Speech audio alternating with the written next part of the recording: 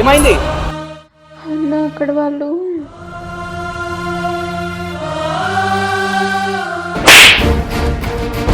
ఏందిరా అట్లా కొట్టినావు?